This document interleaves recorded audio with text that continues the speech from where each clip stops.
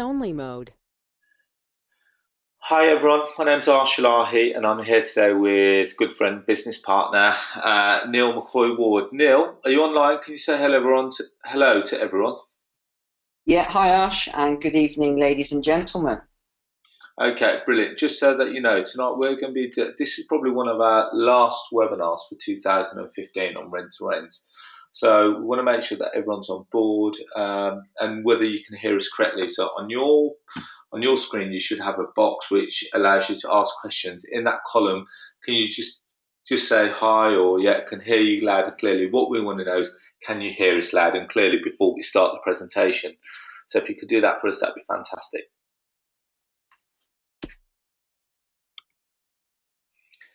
Yeah, Neil, can you see those responses as well under the question section? No, no, I can't. Okay, all right, I'll have to monitor that, I think.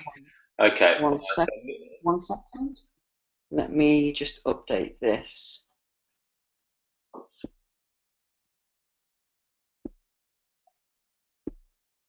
No. Okay, Okay. no problem. I'll monitor the questions. Okay, brilliant. Right, so I'm going to hand you over to Neil tonight, who's going to be taking you through the presentation for this evening, and he's going to be talking to you about what he's done previously in rent to rent and why we think it's a fantastic strategy to get involved in. More importantly, how the benefits of it outweigh anything else when you look at the strategy, because you can literally start the strategy tomorrow and start making money tomorrow. So I'm going to hand you over to Neil, and he's going to take you through it. And in the meanwhile, ask questions, and I'm going to see if we can get those as many of them answered as much as we can within the hour. So over to you, Neil. Okay, thanks, Ash. So, ladies and gentlemen, I can't actually see any of your questions or comments or anything like that. So, if you do have questions as we're going through, if you just type them in, Ash will be able to monitor that, and he can just ask me those questions, and I'll do my best to answer them for you as we go through. Okay, so let's begin. So, a quick introduction then. For those of you that know Arsh, he's been in property now for a long, long time, decades in fact, with his brother Aki, Aki Elahi. So Arsh does mainly the investing side of his business, and Aki runs the letting agent, so he's the manager of the letting agent. And between them, they've got the best part of a dozen property businesses now. So they really are experts in the property market. And even though it says on there they've been letting property since 1973, that's actually when their father first got them involved in his portfolio. And so it's been in their blood really since they were young. So they've just taken that on from the father and just absolutely exploded that to hundreds of houses now, and then hundreds of houses in their letting agents as well. And the other thing that Arsh is very good at is always collecting his rent and making sure he's fully occupied. So we'll be sharing a few pearls of wisdom this evening. You'll understand how Arsh actually does that. We're going to be talking about rent to rent this evening, and Arsh actually wrote an article for YPN Magazine. So if you're not getting YPN Magazine, both Arsh and I highly recommend it. It's absolutely fantastic magazine. And this is one that Arsh wrote a little while ago on the rent-to-rent strategy. He was asked to write about the rent-to-rent strategy because Arsh has had so much success with it, as have I. So this was an article he wrote, and you can actually find that online. It was in November 2014 issue, so it was a year ago now, but it was one of his most popular articles, actually. So a quick introduction to me then. I won't go on too long, but I've been a landlord for a decade now. I actually started in 2005 when I got my first investment property. I did the typical thing. I was watching Property Ladder online, saw Sarah Beanie, and thought, wow, this is fantastic. This looks so easy. And that's when my love for property actually began. And since then, I've gone into lots of different fields. The way that I make the most money is rent to rent and deal sourcing. Yes, I have my own portfolio, but it's not really my focus. My focus is on the deal sourcing and rent to rent, especially with all the new regulations that are coming out now. So if any of you have a large portfolio, it's highly worth speaking to your accountant about these new rules that are coming in actually. The other thing I do is I have a marketing company, I have a sales training company, I speak professionally, and I own the Forward Thinking Group as well. And I was the entrepreneur in residence for Coventry University. So between Arsh and I, we've got a wealth of entrepreneurial experience, especially in the property market. So really what we want to do tonight is just to give you as much value, as much information and help as we possibly can, because that's really what we're all about. We're about sharing what we've learned in our journey to help you to move forward. So this is the commitment that I always make at the start of any webinar or course, and that is many people talk about happiness, and it's interesting whenever I hear speakers talking about happiness, how different everybody's perception is on what happiness is. And for me, it's really simple. I'll share what I think is happiness. And you notice on there, money doesn't come into it at all. And yet it is also one of the most important things that you can possess. So I'll explain that in a second. Many people say that money doesn't bring you happiness, and that's true. But at the same time, for me, money has given me access to the things that create happiness. When I was working just really long hours, I couldn't travel. I didn't have the money to travel. My health was deteriorating. So I remember when I was putting on weight quite a lot when I was a few years back. I didn't have good relationships. I didn't have good family relationships. I never had much time either. I was always rushing around from one thing to the next, and I just never had time to sit down and look at what I wanted to do with my life. And I knew I wanted to travel. I knew I wanted to improve my health, improve my relationships. I knew I wanted to meet a lady and get married one day and do other sports, but it didn't happen. It took, because I was just rushing around in my 9-to-5 job. And it was really through the one day I just sort of made that decision and said, I'm not going to do this anymore. And I wanted to take my property and make it into a proper lifestyle business. And that's what I did. And then Arsh and I actually got together shortly after that. And since then, we've been partners, business partners, and we've never looked back. But this, to me, is what happiness is about. Once you have a business such as a rent-to-rent business, where it's running, you've done what Arsh and I have taught, and it's completely systemized, and it's running smoothly. So you may be only spending a few hours a week. I spend about 2 hours a week now. I know Arsh only spends about 2 hours a week in his rent-to-rent business. And you can make a lot of money through rent-to-rent, an awful lot of money, without having to get your hands too dirty, because that's what the systems are for. And you'll take on at least one member of staff to run everything for you. And when you've got that, you will have access to going on holiday. You can take 2, 3, even 4 weeks if you want to go on holiday, and knowing that your business is still running back at home here in the UK.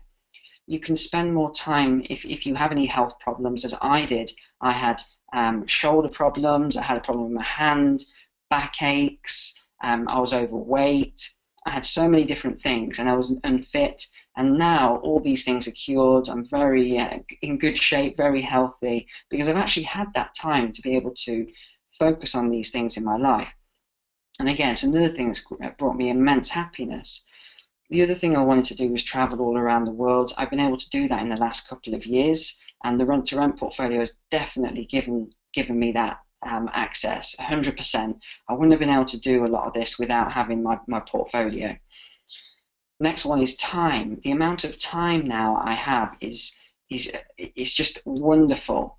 And people always say to me, they either say one or two things. How do you manage all these businesses? How do you get the time? Or they say, with all your staff and systems in place, what are you doing with all your time? And it's interesting. I never get bored, because there's always something to do. If I ever did have spare time, I would look at how I can improve my rent-to-rent portfolio better, or my deal sourcing business, or one of my other businesses. So you'll never get bored. So that's something that comes up a lot. People think they'll get bored. My relationships changed. I got married in May of this year, actually. I have a great relationship with my family. So all these things wouldn't have been possible if I was still working in my job and I didn't have the businesses I have now. So that's a little bit about that. And just to finish on that, so really, for me, happiness has come through educating myself. And I always say to people, if you want to get really good at something, you need to get confident at it. And to get confident at anything in life, any strategy, you need to first become competent. Now, how do you become competent? Well, that's through practice. And you can only practice once you've got someone to teach you. So whether you learn yourself through books or a webinar like this, so you've got your confidence, your competence, the practice, and of course before the practice you need the theory, you need the teachings. So that is really your formula to success, if you just follow that. But for me, happiness came through educating myself, and the money came, but of course that wasn't the end result for me. It was the fact that I wanted to use the money to give me these things. So let's have a quick chat now then about rent to rent, and what is it? So many people talk about rent to rent, but what actually is it, and how does it work? So I'm sure there's going to be a lot of people online who either don't know about it or are fairly novice at rent to rent and would like to build a portfolio. So I'll show you how fantastic this is. So what you've got at the start is a landlord. So there's landlords all over the country with empty houses, or they're with agents but they're fed up, they're getting older in life and they're just fed up, they don't want to deal with it. So what they do is, or what you would do is, you would just approach these landlords, and it's very simple. I haven't got time to talk about sourcing strategies right now because I just want to go through the basics, but it's very, very simple to get in contact with all these landlords. You make this fantastic offer that they can't dispute. It blows away any letting agent or any other property manager cannot compete with your rent-to-rent offer. So you would then rent out their property to the tenants on a room-by-room basis, as opposed to by the house. Now, of course, you can do it by the house if you choose, but everybody I know who's successful with rent-to-rent, they rent it by the room. So it's on a room-only AST, which is an assured short-hold tenancy agreement. So in simple terms then, you rent the property from the landlord. Now, that's not strictly true, because what you do is, and this is where a lot of people, and I'm sure some of these questions would have come in later, most people think what we're going to do is talk about subletting, but this isn't subletting, because the agreement that you sign with the landlord is a management agreement. It's not a tenancy agreement. You're not signing to say you're going to rent the house from the landlord. You're going to rent the house from the landlord under a management agreement. Now, that management agreement is hardly any different to what a letting agent would sign with them. The only difference is that you're going to guarantee them the rent, and you've got permission from them to rent the property by the room on their behalf. It's that easy. So there's probably a lot of people online that were wondering what exactly, how it worked. Is it subletting? Is it illegal? Is it blah, blah, all these things? It's not. So what you're doing is very simply just renting the property by the room for the landlord. The other thing you'll do is a light refurbishment on the property, and that adds value. So straight away you're going to get a higher caliber of tenant that wants to live there, and you're just going to rent it room by room, and what you end up is with a profit. So here's how it works. Standard single let house anywhere in the country. Let's just take the Midlands as an example. Let's say it's £850 per calendar month. That's what it's costing. And it's got 4 bedrooms upstairs, a living room, a dining room, a kitchen and a bathroom downstairs. Now typically that would rent for £850, but here's what you're going to do. You're going to do a light refurbishment to make it look nicer, so painting, add better furniture, maybe put some new carpets in. You might spend a few £100 on new carpets. And you're then going to rent out each one of the 4 bedrooms for £400 each. And then the dining room, which was downstairs, you're going to take out any dining room furniture and you're just going to put a bed and a wardrobe in there. It's that easy, it really is. And what you end up with is £2,000 income. So now what we have is 5 rooms at £400 a room, giving you £2,000 per month. That's your income. And what's going out is the rent to the landlord, so £850. You're also going to pay all the utility bills and the council tax. So your council tax might be £120 or £100, for example. You're then going to have gas, electric, water, TV license, broadband, and you might hire a cleaner every couple of weeks as well. So in general, based on a 5-bed property, is around about the £350 mark for the bills. So if you take £1,200 away from your £2,000 rental income, you're left with a profit every month of £800. Now, that's just one house. So there's probably people online that you might earn, let's say, £1,600 after tax, for example. I'm sure there's someone online that's earning that. You only need 2 houses like this to replace your income per month. Now, what if you had, say, 10 of these houses and you're earning £8,000 profit a month?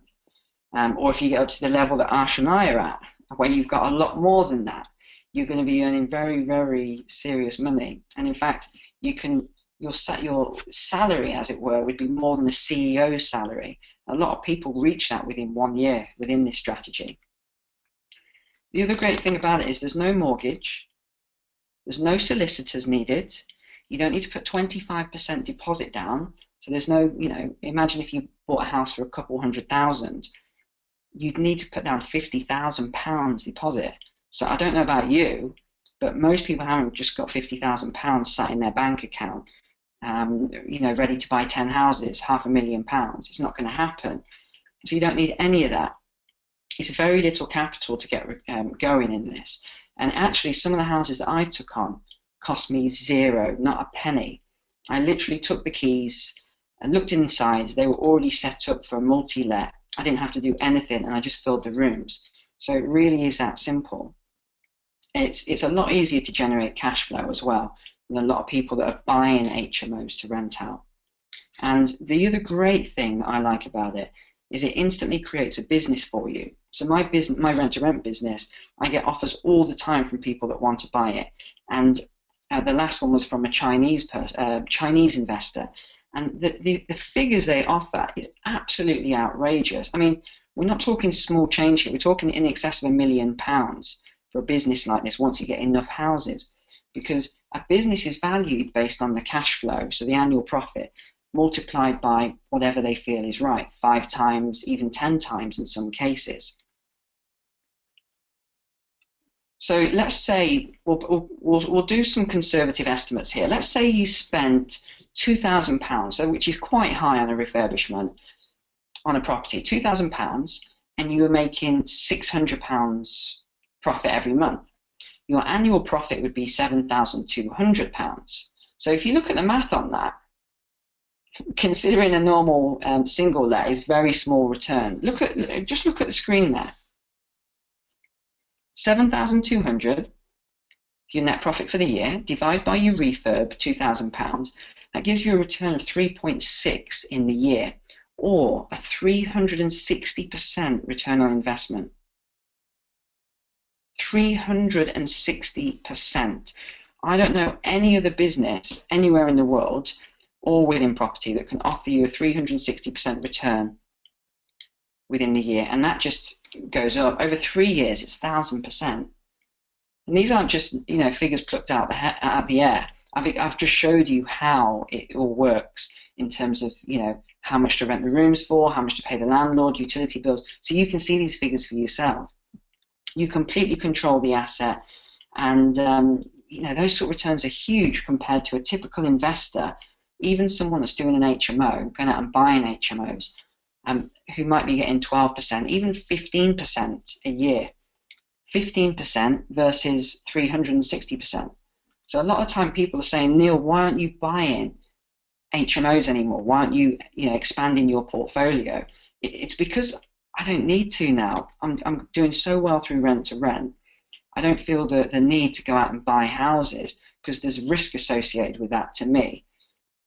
So I'd rather do this strategy and source property as well. The other great thing about rent to rent, sometimes you'll get deals that come to you where you know in your heart it's not the right deal for that landlord. And if you have integrity, which I'm sure you all do, you'll know not to do that deal. But the other thing you can do is you can either flip that deal on or you can package it and sell it, because there's a reason that landlord will be sat with you talking to you about their problem they have with the house. And all you've got to do is solve that problem. So that's what I decided to do a long time ago. The same as Arsh, we decided to become experts in solving people's problems within property field. And that's all we do. So you can actually package these deals up and sell them as well. And I'm not talking about £100 or £200. I'm talking about £2,000 to £10,000 for packaging deals and selling them. So there's a lot of money to be made, whichever route you go down. And here's a really interesting thing. The Rockefeller families, most people know, like the Rothschild families, they pretty much own everything. Everything is owned by them now. But the interesting thing is, when I say they own everything, they actually control everything. They don't necessarily own very much. And that's a quote from Nelson Rockefeller a long time ago. He was saying the secret to success is to own nothing, but to control everything. And that's why they're so wealthy, because they just control everything. And Arsh gives a good example where he's talking about all the businesses that are really successful at the moment. And I heard it from another successful entrepreneur recently at a meeting. And he said that their whole group is moving away from hard asset business now. And what they're going into is online brokerage. So I'll give you an example of that. Uber Cars, it's a new taxi company. They don't own any of the cars at all, but they make a fortune. Booking.com, that's hotels and the like. They don't own any of the hotels, they just broker everything. Moneysupermarket.com, they don't own any of those companies, and yet they're making a fortune. Spareroom.co.uk, which is a site we use for rent to rent. All these sort of websites now, they're not owning anything. All they're doing is being middlemen. And it's the same in rent to rent. That's why we're making so much money from it. So I'll just show you an example of what I did. I actually got up to 11,000 in cash flow within my first 12 months, and it was very easy. I thought it was going to be a lot more difficult than it was. And it was quite funny. At the end of the first year, I realized just how easy it was and how easy the strategy was. But because I had to figure a lot of this out for myself, I didn't really get it how easy it was, because so many people had told me how difficult rent to rent was. But actually it was very, very simple once I had my strategy, and I've not changed that. Any of my systems, any of my marketing, any of my sourcing hasn't changed in the last 6 to 8 months. It's completely the same now. I feel like I've mastered it for what I want to achieve. And typically it's winter now, so there's not as many deals coming through. But in the summer, get up to 5 or 6 leads a week that are really strong rent-to-rent leads. And we were doing 4 to 5 houses a month throughout the summer, and for quite a few months. And there was a waiting list of 30 houses that I couldn't even do. So it really is very, very easy once you have the right strategy. And you'll notice as well, a lot of these houses here that you can see in the picture, it's the same furniture, it's the same canvases and sofas and TVs, because again, it's all systemized. I've got a system to how I do everything, and my staff just basically take that mind map and they go out and purchase the furniture. So it's a system, it is a business. So many of you now will be watching this and thinking, this is great, I love all of this, but how do I get into this? How do I do it as well? And quite simply, all you need are 3 things. So as I mentioned at the beginning, number 1 is to educate yourself. So just educate yourself as much as possible on rent to rent, how to do the strategy effectively with someone that's already done it. Now the interesting thing is there's a lot of people out there talking about rent to rent and how they've done this and how they've done that.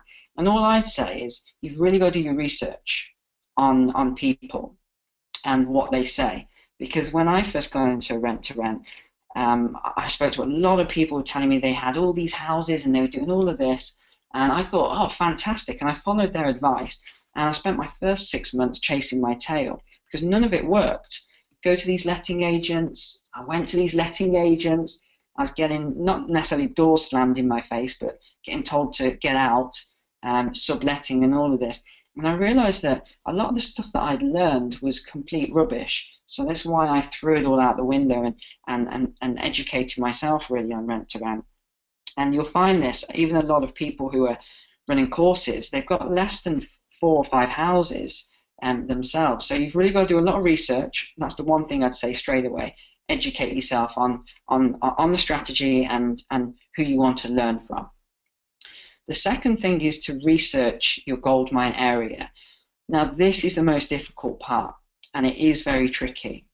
It takes, I'd say, a good 10 hours of work, but it is the bulk of the work within rent to rent. Once you've done that piece of work, it's like you've got a clear path. Once you've done that initial work, you found your goldmine area and your strategy, you've really got a clear path to success. But that's the most difficult part. I mean, even Arsh and I, when we're running our rent-to-rent course, we spend a good few hours of the day, at least 2 or 3 hours, actually teaching that and making sure everyone finds their goldmine areas effectively, because it is a tricky thing to do. There are so many variables. There's at least a dozen variables, if not 20 variables, to find in the right area. And then the third thing is actually finding the landlords and making the deals. And that's what Arsh and I are really strong on. We are very good at that. I've been a sales trainer for many years. I even train sales trainers now, other trainers. And Arsh, of course, his strategy is completely different to mine, which is the funny thing. We have completely different strategies on making deals. Arsh is very direct. And he wants to get down to the figures very quickly, whereas I'm more the friend, the best friend. I'll sit down and I want to know about people, find out about people, and yet we're both really effective at actually making the deals. So they're the 3 things really that I would advise. So I hope you've made a sort of note of that. I'll leave the screen up for a second if you want to write that down. But there's 3 of the things that I'd recommend you look into straight away if you want to get started with this.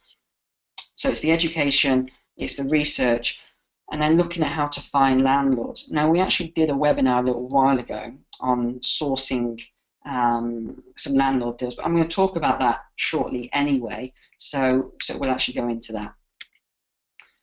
So here we go.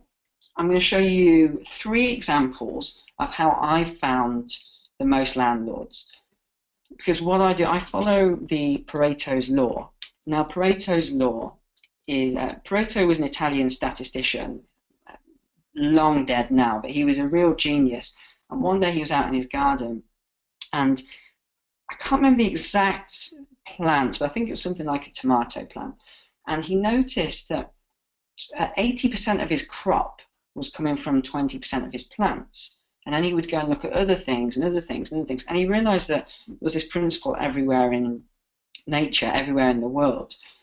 And it's called the 80-20 principle. So well worth doing a bit of research on that. So that's what I'm going to talk to you about now. I'm going to show you the 20% of strategies that's going to bring you 80% of your leads and deals. So the first one is a really simple newspaper advert. So a lot of people talk about going into paid newspapers and paying hundreds of pounds or thousands of pounds, but actually it's the completely wrong way to go about doing it.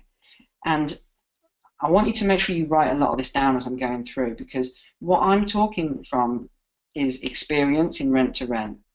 Many people that I've heard talking about rent to rent, I don't quite understand how can I put it? When people say, you hear it a lot, oh, I go to letting agents and I get all these deals, or I put these leaflets out and I get 20 deals back. I've tried all these things and they didn't work. So I can only go by what I've tried personally. So that's everything. I'll always speak from my own experience and my own research. I'll never speak from what I've heard theoretically. So I'll trial everything. So everything I'm going to talk to you about now is stuff that I've tried and it's tested. So this is the first thing. Don't go by what some people say about spending all this money on newspaper adverts, because you don't need to. What I do is I put these adverts into the free newspapers, the free local newspapers, and they cost very little. A credit card sized advert will cost you around £30 for one, let's say it's a weekly paper, around £30. Now, if you want to, oh, sorry, one other thing I'll mention. It's far more effective to run an advert every single day, no matter how bad that advert is, than to do one huge double page spread once. Because what you need to get is that people very rarely will call you or buy from you based on the very first time they hear you. So there's lots of people on this webinar now. It might be the first time you've ever heard me or Arsh talk, and you won't do business with us because this is the first time you've ever heard us talk. You don't know us that well yet. And then there'll be other people who have heard us talk now for many times, several times, and you would love to work with Arsh and I. So that's how this sort of thing works. It's the same with online advertising. What you've got to do is you've got to consistently run your adverts over and over again every week. So I ran mine for 3 months solid every week in a free newspaper. And the amount of leads I got from that was tremendous, versus I did a half-page spread in a paid newspaper, which supposedly had 5 times the coverage, and I didn't get any phone calls. And I ran that 3 times. I didn't get a single phone call. So it really is about consistency and just keep going with it. And the other good thing about running it in the free local newspaper was the landlords that called me were the sort of landlords that I wouldn't normally do business with. So they had property in less desirable areas. And for me, all of my properties were very high-end HMOs in a very nice area. And I didn't really want to get involved with students or workers or, a lower class area, because it just wasn't my style. But one of my members of staff, Joe, he said, oh, look, I've done the figures and I'm happy to manage these houses. We'll actually make up to £200 more per house, because people are still willing to pay a lot of money, and the houses are, a few £100s less to rent. And I thought that was quite interesting. So I said, look, if you want to go for it, go for it. And we ended up taking on about 5 or 6 of these sort of houses within 1 month, and they did end up being a lot more profitable. So that's another thing you need to look at. What sort of market do you want to work with? Is it high-end professionals? Is it boutique? Do you want to do specialists? Do you want to work with students, workers? There's just so many different markets to cater to. So you've got to figure out which one you want to go for. The next one is direct. So people talk a lot of the time about direct marketing, about databases, this landlord database I've got, and I'm going to blast out all these messages and things like that. Again, that is a waste of time. A lot of my students have found this out the hard way, where they spent hundreds of pounds or even £1,000, one guy, buying a landlord database in London. And I said to him, don't waste your money doing it, because that's what's going to happen. You are going to waste your money on this. But, he went for it anyway, and he didn't get a single reply from an entire database, which didn't surprise me at all. So what I always recommend is this. You don't need to spend hundreds or thousands of pounds to reach landlords, because it's a long-term strategy. So this is what I do. Whenever I'm driving around my local area, my target area, whenever I see a board that goes up for let, to let or to rent, straight away I write down the address of that property. When I get home, I will just message that to Joe or someone, and they'll then download the title deeds of that property from Land Registry. Once they've got that, it gives us all the information we need on that house, where the actual landlord lives. Now, if they live outside of our city, fantastic, because I know that's a red-hot lead. They are the perfect people for this. If they live in the city nearby or at that house, we know it's not as good a lead. And here's another interesting thing. When people tell you they deliver leaflets and get amazing success for rent to rent, they're not telling the truth. And here's how, and this is why, and I'll prove it to you now. Out of all of my houses, and I've got a lot now, so has Arsh, only 2 of the landlords live in the city. 2, that's all. All the rest live outside the city. So if you're dropping leaflets around the city, who is actually reading those leaflets to call, 10 leads a day from leaflets? It doesn't happen. And if I look at a lot of the students that we've trained, nearly all of their portfolio as well, the landlords don't live within the city. Because you've got to think of this logically. If they lived in the city near their house, why would they give it to you instead of doing it themselves? It doesn't make any financial sense. So that's another thing to be aware of. So you've just got to use your brains when you're actually sourcing and when you're hearing things from other people. You've got to use logic. I'm a very logical person, so I test everything. So this is what you do. Once you've got the address of that landlord and you've downloaded it from the title, you've got all that, you're just going to write them a very simple letter. And again, too many people put emphasis on all these big letters and writing essays to the landlord. Oh, we do this, we do that. My letter is half a page, and that's it. There's no letterhead on it. There's no, I am this, I'm the director of all these companies. There's nothing like that. It's just a few, it's a couple of paragraphs, and that's it. And I get, I wouldn't say I get a call from every letter that I send out, but a good percentage of those landlords will call me to find out exactly what I'm offering. And here's the interesting thing. The only job of that letter is to get a phone call. That's it. Don't think of it as anything else. It's just to get the phone call. The job of the phone call is to get the meeting. And of course, the role of the meeting is to get the deal, is to build that relationship and get the deal. So that's all you need to think of. It's just a 3-phase strategy.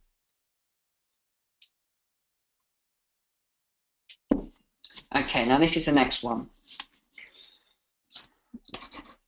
I thought there was one day when one of my trade contacts brought a property to me, and he said, because he was saying, where are you getting all these houses from, Neil? I seem to be going around all these different houses every day doing all work. Where are you getting them all from? And I told him what I was doing.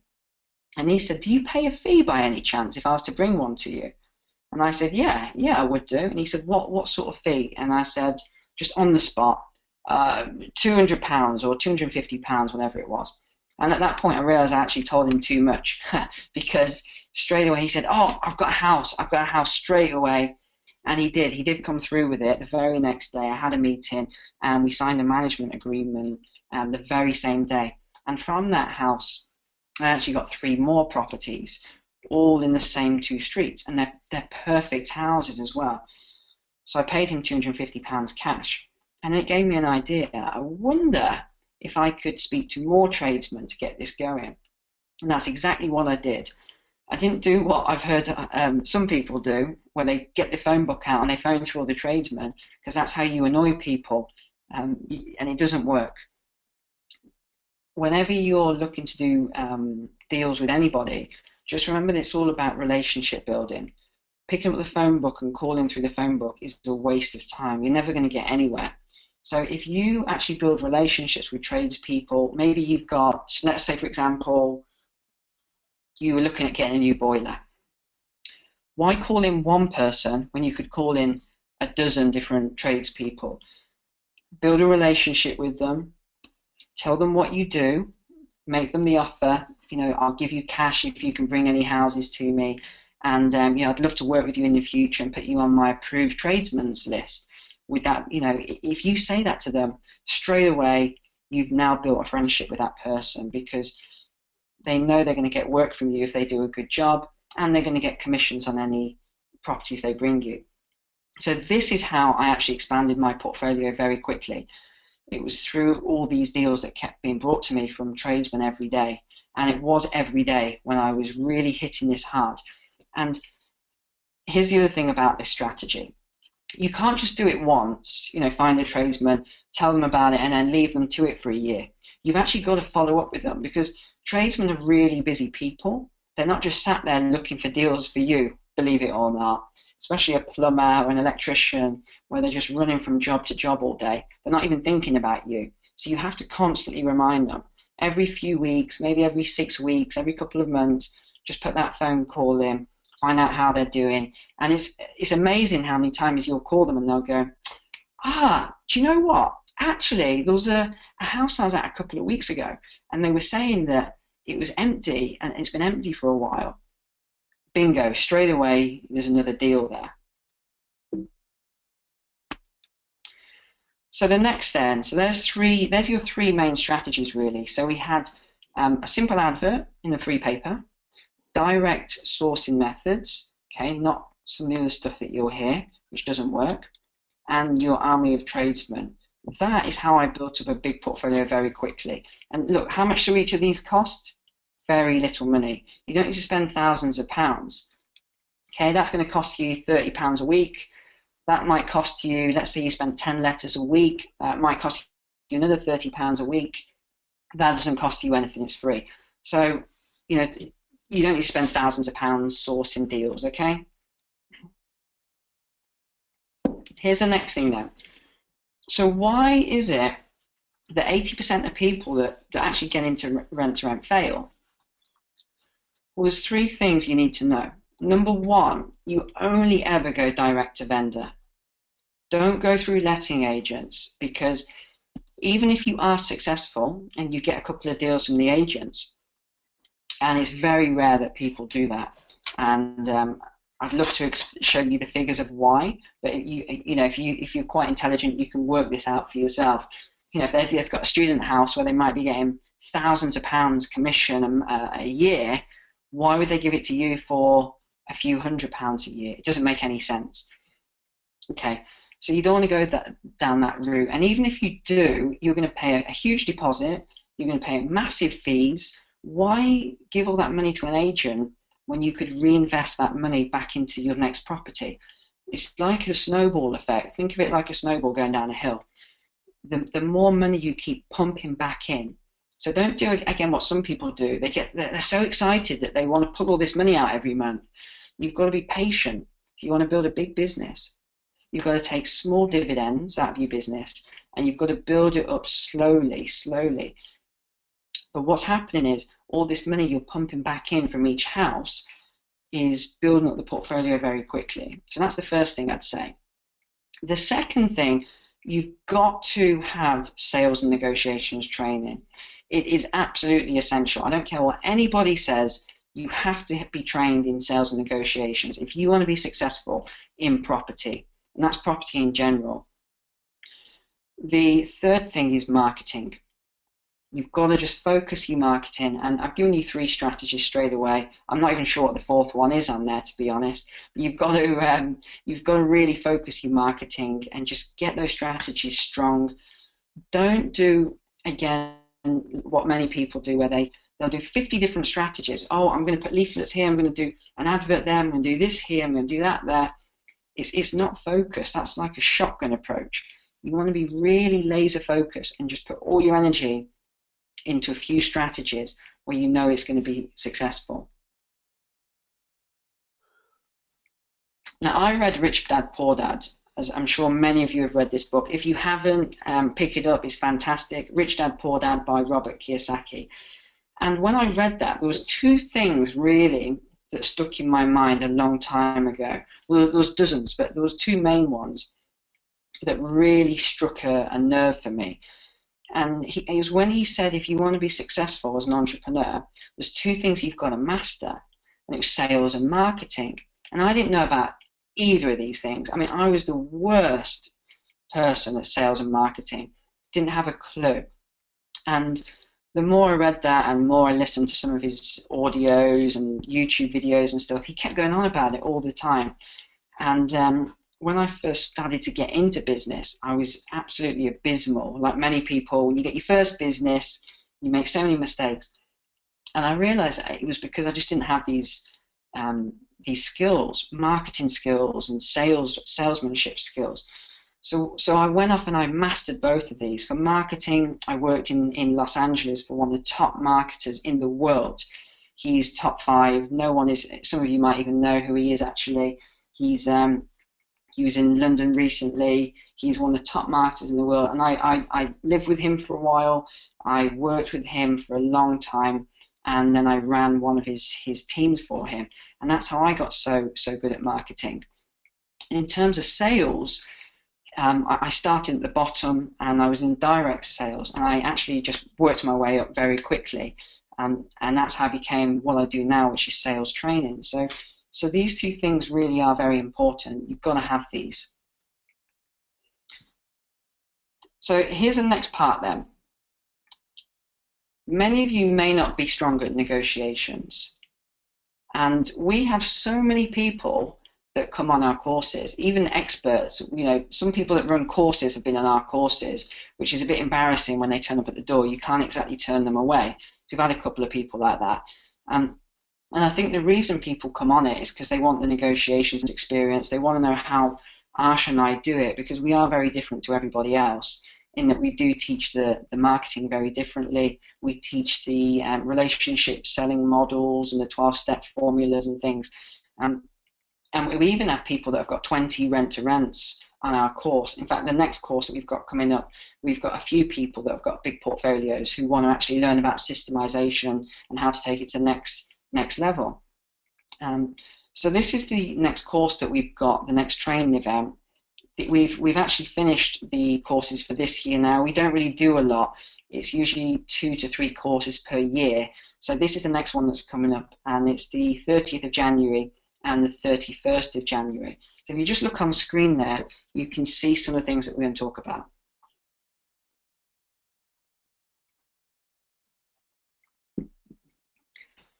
So this is what you'll actually learn on the day.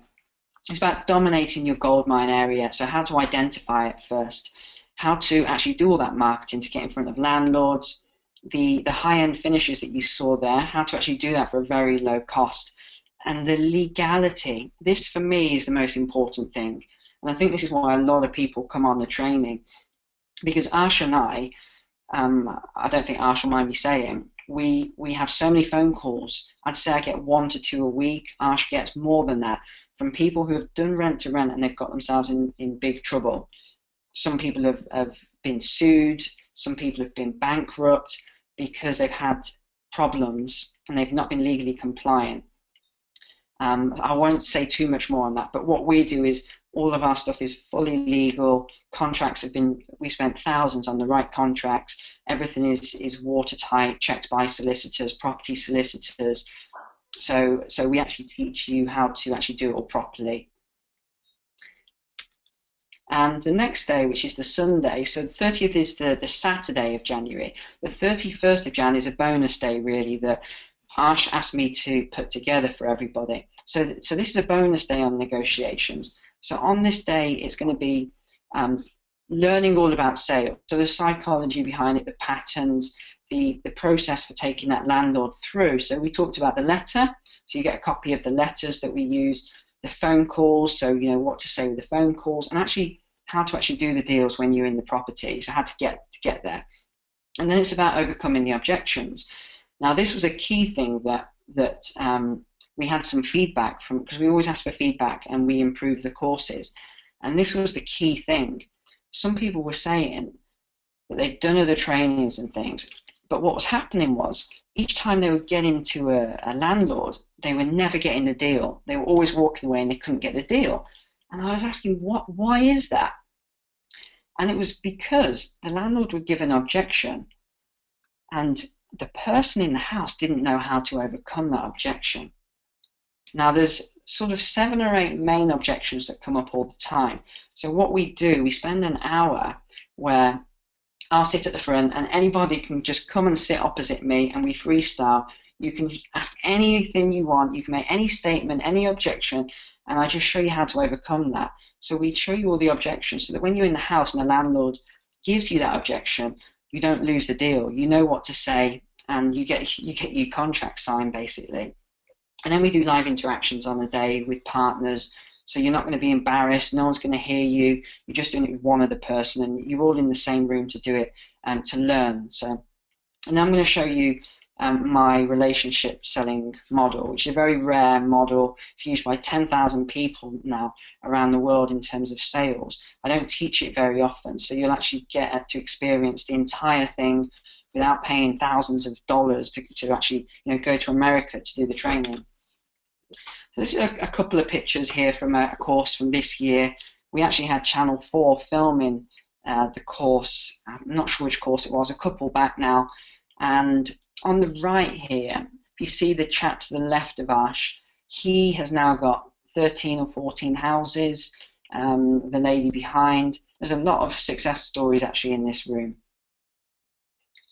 So that's the negotiations. As you can see, it's double screen. We don't put everybody like sardines in rows. It is the big round tables, lots of space, buffet meals, three-course meals, It's fantastic. Drinks, any drinks, snacks. Right, so that slide. So really the key thing really with the negotiations is that I'll show you how to increase your conversion rate. When I hear people saying they're getting 1 in 5, I don't really like to hear that, because I know it's just a matter of the education, that those people haven't had the right education. So with the right training and education, and just following a really simple formula, you even get a little card to take home. So when you sat in the meeting with that landlord, you just follow the formula. It's so simple, and you're not getting 1 in 5. You're going to get 4 in 5, because there'll always be one deal that it just won't work. No matter what happens, 1 in 5 is just not going to work out, and that's me as well. It's not. I'm not saying just for you. I'm saying even me, if I sit in a room with someone, 1 in 5 is not going to work out for whatever the reason is. And then we're going to cover 3 live negotiations. So you're going to do that within the room, and you're going to learn the model. And that is the model, the relationship selling model. So we'll go into detail on that and how it all fits together. So we've had so many testimonials now over the last couple of years we've been running this. Deborah, 36 bed HMO, 18 houses. Michael, Ebony, Ben, Susie Bates, many of you will know. She's got a few houses now. She's been on a couple of courses. Sean McGovern, most of you will know Sean. He's a big property person. He's attended our course, done well. Leroy's done well. There we go. Rory O'Mara, huge property expert. He's attended our course and promotes it. Joanna, bottom left, dozen HMOs now. Swapnil, been on 3 courses, come on our course. He's got 3 HMOs now. Again, top left, JC, 13 houses. Deborah, I don't even know how many houses she's got now. So the testimonials speak for themselves. You can find these online as well if you want to check them out. Listen for yourself, really. And we talked about mind mapping as well. These are 2 of my mind maps I created, and you get a copy of this as well when you attend the training. You get these 2 mind maps, and it's got everything on there. So all the marketing strategies that I started off doing, and again, I only really use a few now, half a dozen to a dozen strategies, but there are loads on there because different strategies work for different areas. So you might, want to advertise in the chip shop in a lower end area, or you might want to advertise in the Italian restaurant at a higher end area. It's different for different areas and markets. So that's why I created the mind map, so you can actually take that and do it for yourself. And then we have the furnishing. So what happened was I was getting fed up of every house I was doing, because like any business that I run, I always want to get my hands dirty at the beginning. The first few months, I want to get into it and master it before I hand it over to staff to run. So I was forgetting, right, what did I put in the last house? Where did I get that from? Where did I get that microwave from, that kettle, that pillow? And I was forgetting. So what I did was I created this mind map which showed each room. So each one of those sort of branches is a room. So it might be the lounge, bedroom, kitchen, bathroom. And then it shows the store plus the object and how much it costs. So you can actually go in and it's a lot easier. You just use that to do that each time, so you know how much it's going to cost each time exactly. This is the other thing that Arsh gives away as a bonus, and you're actually going to get this bonus this evening as well for anybody that's interested in the training. So everything's on there. All of our rent-to-rent documents, we've spent the best, I'd say it's easily over £5,000 on all these documents that we had created. You get all those documents, mind maps, guarantor, tenancy agreements, and then all the other stuff that Arsh uses with his housing benefits and sales schedules and all of that. It's all the stuff that Arsh has developed over the last couple of decades is on that USB. I've got a copy. It's fantastic. Everyone in property should have this. It's so good. But he does sell them for £197 separately as well. So here's what you basically get then. If you're interested in learning more about rent to rent, this is the website, arshellahi.com/events/R2R, or if you go onto the events tab, it's down as Neil Ward Weekend Special. So this is what you'll get. 1 day of rent to rent training. You'll get the sales training day, which is a bonus, the management agreements, all the documents we talked about, the letter templates, the adverts, so you've got all the marketing there, it's all there for you. The Keys to Success USB, you'll get buffet meals each day as well as unlimited food throughout the day and drinks, and we even have all the unhealthy stuff, cans of Cokes and Fantas and all that on the tables for you. You'll get membership to the secret group as well, and that is priceless. Every day people are posting in there. The group is getting bigger and bigger every single course, and it is a fantastic group. The success stories in there are mind-blowing now. I've lost track of how many hundreds of houses we've got within the group now. It's gone crazy. You'll also get a one-on-one call with me after the course. So it doesn't necessarily have to be about rent to rent, but it's probably good to do that. If you want to talk about something else entrepreneurship-wise, that's fine. And you'll get lifetime support with us. One thing that Arsh and I do is we actually give you our phone number. I know many people don't do that, many people who run training. But for me and Arsh, it's a case of how can I put it? We're successful now without bragging about it. We are successful at what we do, and we want to give back in a way. We want to help more people to become successful as well. So we do give out our personal mobile number. And okay, we can't always answer and talk to you in the middle of the workday straight away, but we will phone you back when we've got 5 or 10 minutes. So if you have any questions, we're happy to help you out with anything, and we do that all the time. I take a call every single day from one of my ex-students just to help them with something. So I mean, the value of that is priceless, really, but it's over 10 grand a person easily for all of that. So we always run them now, because I know the question's going to come up. Will you hold one in London? It happens every time. Can you hold one in London? So one time we actually did hold an event in London, but it didn't work. It didn't work out because we had less people on than when we held them in Dudley. It was the lowest numbers so far, and it was the most expensive. It cost us 3 times, actually a bit more than 3 times what it cost us to hold the event in Dudley. And the food was very low quality. The rooms were tiny. We didn't get any of the benefits with it. So we're going back to Dudley, and we've held all of our events here, and we're going to continue to now in the future, because it's a spa hotel, fantastic restaurants, beautiful rooms. They even let us have a Saturday evening social, so we do that on the Saturday evening. We have a social evening as well. As you can see, the rooms are beautiful, and they're not expensive at all, very low cost because it's the Midlands.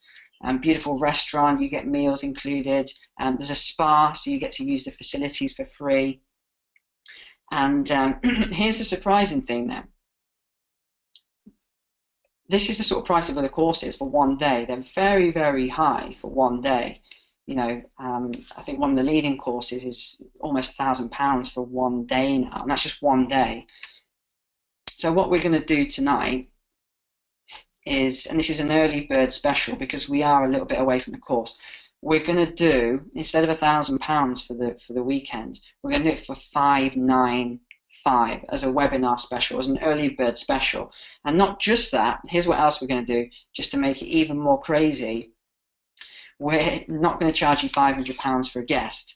We're going to let you bring a guest completely for free. So that can be a business partner, a family member, your boyfriend or girlfriend, or whoever, or a close friend. So you can actually do that for free. So that is the offer. So it works out, less than £150 per day if you book with a friend or someone. But after this, we're going to go back to the standard price, £995 per person. So this is an early bird special we're going to do. And you can also become eligible to attend the mastermind days as well, where you'll just meet with all the other stars that are doing rent to rent at the moment. So let's look then, because I noticed at this point, usually get a lot of people logging off, and we just lost about 20% now already who aren't interested. So the rest of you that are interested in doing well for the future, and I don't know what your experiences are, whether you're in a 9-to-5 job, you want to get away from it, you want to have a better lifestyle. I'll just show you the sort of return that you can make and the possibilities. So 595 investment, if you just took on one house, just one, you would make that money back within the first month. It's 100% return in the first month per house. That's it. 1200% return within a year on that first house. That's it. 595. That's all it is. So if you do want to do it, again, we'll hold these early bird specials. If you just want to do the 1 day, so the advanced training or the negotiations training, we would do those for £395 each. But really, the course is designed to be done for both days. So that's why we would like you and prefer if you did both days. So £595. We accept all major credit cards as well, including American Express. So there's so many options to get you going. And here, as promised, is our personal mobile numbers. That's my number. And here is Arsh's number. I'll go back to mine in a second if you want to write it down. But that's Arsh's details. Okay, and just while this is up, if you have got questions now, we are bang on 9 o'clock. So I appreciate that some of you may need to go, but I'm happy to answer as many questions as you've got, really. So there's my details again. Let me just bring that back up. Okay, so let's go into a couple of questions then. Arsh, are you online? I am, Neil. Yes, yeah. So I've got. Okay, great. Can you hear me? Yeah, I can hear you loud and clear. Okay. So let's take a few questions from people then. See if we can help a few more people out. Okay. Well, the first question has come in. It says that if you turn a property to a 5-bed HMO, does that require fire doors and fire alarms? Okay, great question. Now, the answer to this question will depend on your council, first of all, because the regulations are different in every council. So if you log on to your council website, you want to do a search for HMO regulations, or type in HMO, so HMO, which stands for House of Multiple Occupancy, and that will actually bring up the regulations for your area. So that's the first thing I'd recommend doing. Now, there are general rules that are across the UK board, but people do have different rules like councils. So, and the ruling is this: if you have 2 floors and 5 rooms, it does not require licensing, which would of course require then the fire doors. However, if you had 3 floors in a house and the 5 rooms, it would require a license and fire doors. Now, the reason that the regulations came in at the beginning, of course, a lot of councils have, how can I put it? They've abused the rules of why it first came out in order to make, a money spinner and all this other stuff. But the reason HMO regulations came out was to stop deaths through fire. So, which is why it's over 3 floors and 2 floors, the rules change. So that's what they were for in the first place. It was to stop fire, because so many people were dying, students and people like that were dying in fires. So that's the reason for the 2-floor, 3-floor rule. But, so in theory, you could have 20 rooms over 2 floors and it wouldn't need an HMO license, but it would require planning permission. So again, this is sort of stuff that we talk about on the training, actually, because there's a lot involved with all of this, and there's a few things to actually learn. So hopefully that answers your question. Okay, fine. I mean, we've got another great question now. Um, Requirements with regards to bathrooms to people. Yeah. Again, that you'll find within the regulations for your area. But I think Arsh, do you remember what it is in terms of Yeah, bathrooms? the average. If there is a communal lounge, it is one per five, one bathroom Yeah. per 5 people, and one kitchen per 5 people. If you remove the lounge, then it's one kitchen and one bathroom per 3 people. So again, you need to have a look at the regulation for your local authority because Okay, every fantastic. authority differs, even though it's central government guidelines. It all comes down to interpretation down to the law. And so some councils do vary it slightly. And our best advice would be before you go off and do this, if you are to create HMOs, check with your local authority so that you don't fall foul of the law. Yeah, great. Okay, Is so that more? go through a couple of other questions. Someone's just put, Neil, can you, they just missed out on writing your number. Can you just quickly put that slide back up? Uh, Question that's put, let's have a okay. quick look. Right, we've gone through the bathrooms. Best method to find properties for tenants on housing benefit, but also working part time. Should they supply pay slips or previous landlord reference to reassure? Right, okay, so best methods to find properties for tenants on housing benefit. Okay, I'm not 100% sure if I understand the question, but if you're trying to find tenants who are on housing benefits, if you're trying to find properties for tenants, okay, so I'm just going to assume that you've got a property you're looking to find benefit tenants. First of all, there is a property portal out there called DSS Move, which is Delta Sierra Sierra Move.co.uk, which is a benefit specialist property portal, which is aimed at the benefits market, which is equivalent to the benefits sector of Rightmove. And so you could advertise your property there for free. I'm assuming that's what you meant. Um, and then in respect to that, you're saying, but also if they're working part time and should they supply pay slips? Regardless of whatever tenant you take on, you should be looking to take as much identification as possible. So if they are working part time, yes, take their pay slips, take their bank statements, take their identification, take their national insurance details, as much as you can, because this will only help you in the long term. So yeah, I hope that helps really. Now, Neil, here's a question for you. Do you supply bedding in your HMOs or just the base furniture? Okay, great.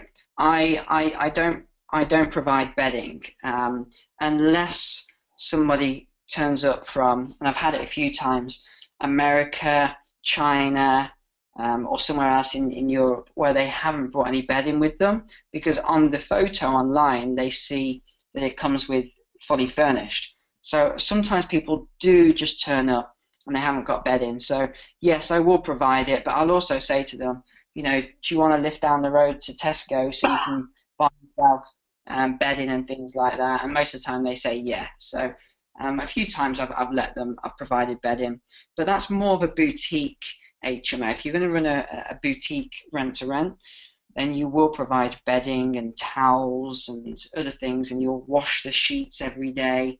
But that's more boutique. It's not something that is standard. There's quite a high premium on that. Okay, brilliant. Right, I think that's all the question that we've got, mate. Very, um, yeah, we're a little bit light on the questions tonight, but that's not a problem. It just means that people fully understood what we've gone through this evening. If there are any other questions, by all means, you're more than welcome. Uh, you're more than welcome to get in contact with Neil and I through the contact numbers that we've left on the screen. Actually, one question has just come through, Neil. Hopefully that we can answer this quickly. Luke has asked, you mentioned that the rules are different per different areas, but your contracts between you and the landlord legal in all parts of the UK? Oh yeah, 100%. Because it's just a management agreement. It's nothing to do with the regulations and the law. A management agreement is the same no matter what. It doesn't change for anywhere. It's valid everywhere in the UK. Fantastic. Someone's just put, who pays for the refurb? Okay. The landlord will never pay for the refurb unless you negotiate something with them. So, for example, if I knew I was going to be making, like that house, £7,200 a year that I showed you the example of, and that's a small profit. £600 per month is a small profit on a rent to rent. If I knew I was going to be making £7,200 a year, I'd happily pay a couple of £1,000s on a refurbishment. I wouldn't even blink at that because I'm going to make so much more money back. But the interesting thing is, I always ask the landlord to pay a contribution of £700 up to £1,000 for the new carpets, and I've never had any landlord refuse that because they know that it's going to increase the value of their house, this big refurbishment that I'm going to be doing for them. So all the painting of the walls and glossing the wood, making sure everything's deep cleaned, and especially with the new carpets and everything else going in, they have no worries whatsoever in giving you a month's free rent, or sometimes they'll give you 2 months rent free. So in a way you pay for it, but the landlord also contributes through not necessarily money, but they'll give you a rent-free period. Okay.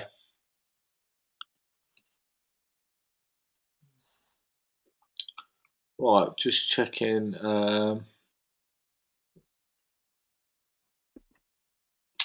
Right, I suppose that kind of sums up some of the questions. A lot of the questions that are coming in now kind of probably already been answered.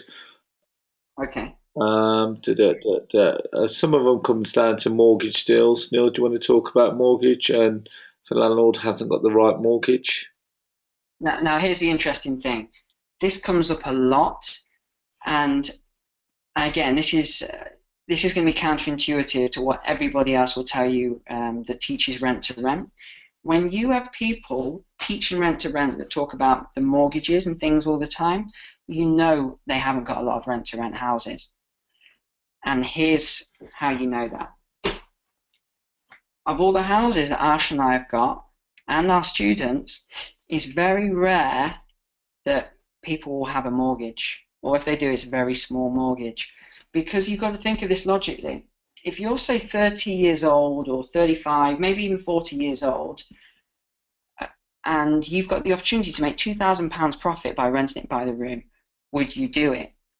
Yes is the answer, because you've got the energy, you're young, you want the money for your family or whatever else. But if you're, let's say, 65, maybe even 70 years old, like a lot of my landlords, the majority of my landlords are 60 plus, they don't want to be doing that. At that age, do you think they've got mortgages at 65, 70, 75, some even 80 years old? They don't. They don't have mortgages anymore. So to answer that question, it's interesting that people always talk about that. All these experts talk about mortgages and all these mortgages, but you don't get it very often. You don't get the landlords that have the mortgage on properties very often, because your target market is not young landlords, because they're not going to be interested in your offer. They're going to want to do this themselves. So let's flip it on its head a second, and let's say that someone did have a mortgage that maybe wasn't the right product on that property.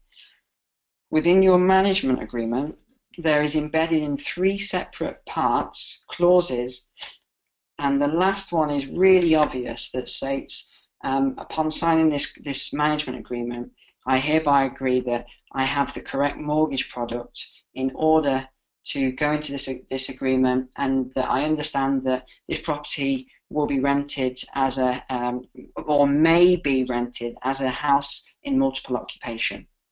So from your point of view, even if they did have a mortgage that was incorrect, it's not going to affect you because it's up to them. There's one thing I always say: you can't babysit landlords because they're not interested. You've got to explain to them what they're supposed to do and the type of mortgage product. But at the end of the day, it's their decision. It's their house. It's up to them what they do with it. So that's that really. Okay, brilliant. I suppose on that note, Neil, what we'll do is we'll call it a night, and then let's see if we've had a few people that have come and booked onto the call, so hopefully we'll be seeing you at the end of January. But in the meanwhile, if you've got any questions, feel free to come back to myself or Neil. I'd like to thank you all very much for your time this evening. Neil, thank you very much for your time. And yeah, you're welcome. If there are any questions, feel free to get in contact. Arsh, let people know as well how long you're holding the early bird for. Right, okay, yes.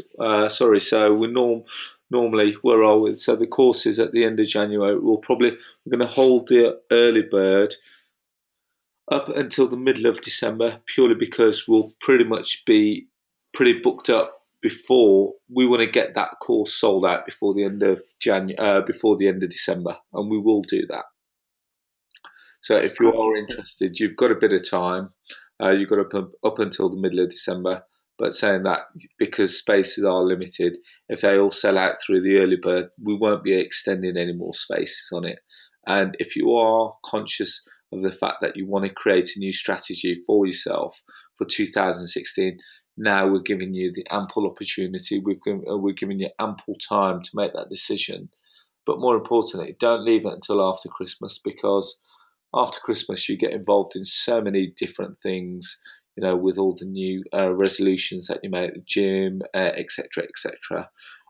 You'll forget to do it, and then it'll be the next time that we will run it will be another 3 months down the line, which technically speaking will take you closer to the middle of 2016 before you get started. You've just wasted half a year. Make the decision, make it quickly, and more important, let's get you up and running as quickly as we can, as early as possible in 2016.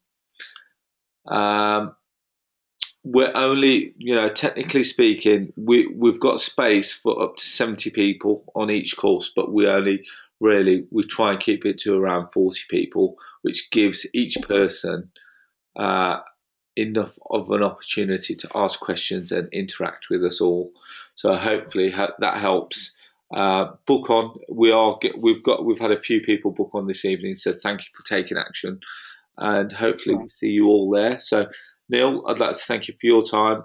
Thank you very much for all your times, and then hopefully we'll see you on the course. If not, we'll hopefully speak to you after the new year. But in the meanwhile, I know this sounds really weird saying it in the middle of November, but have a great Christmas. All right, Neil, take care, my friend. All right, thanks, Ash. Good night, everyone. Thank you. Bye.